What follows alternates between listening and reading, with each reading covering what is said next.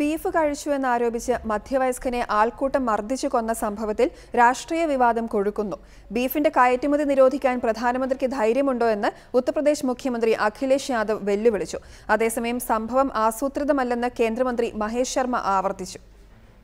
Beef കഴിച്ചുവെന്നാരോപിച്ച് ഉത്തർപ്രദേശിലെ ദാദ്രയിൽ മധ്യവയസ്കനെ അടിച്ചുകൊന്ന സംഭവത്തിൽ കേന്ദ്ര സർക്കാരിനെയും പ്രധാനമന്ത്രി നരേന്ദ്രമോദിയെയും കുറ്റപ്പെടുത്തിയാണ് മുഖ്യമന്ത്രി അഖിലേഷ് യാദവ് രംഗത്തെത്തിയത്. മതേതര രാഷ്ട്രത്തിൽ സ്വതന്ത്രമായി ജീവിക്കാൻ അവകാശമുണ്ടെന്നിരിക്കെ ചിലർ അന്തരീക്ഷം മലിനമാക്കാൻ ശ്രമിക്കുകയാണെന്ന് അഖിലേഷ് യാദവ് ആരോപിച്ചു. ലോക്സഭാ തെരഞ്ഞെടുപ്പ് പ്രചാരണ നാളുകളിൽ പിങ്ക് വിപ്ലവത്തെയും മാംസ കയറ്റുമതിയെയും വിമർശിച്ചവരാണ് BJP നേതാക്കൾ. എന്നാൽ അധികാരത്തിലിരിക്കുന്ന മോദിക്ക് ബീഫിന്റെ കയറ്റുമതി നിരോധിക്കാൻ ധൈര്യമുണ്ടോ എന്ന് അഖിലേഷ് യാദവ് ചോദിച്ചു.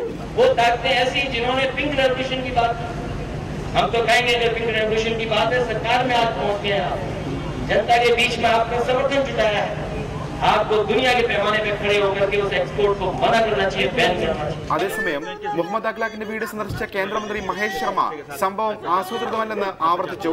സംഭവത്തിൽ വർഗീയ നിറം കലർത്തേണ്ട കാര്യമില്ലെന്നും കേസ് CBI ഏറ്റെടുക്കണമെന്നും മഹേഷ് ശർമ്മ പറഞ്ഞു.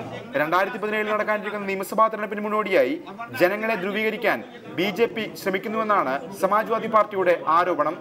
റിപ്പോർട്ടർ, ദില്ലി.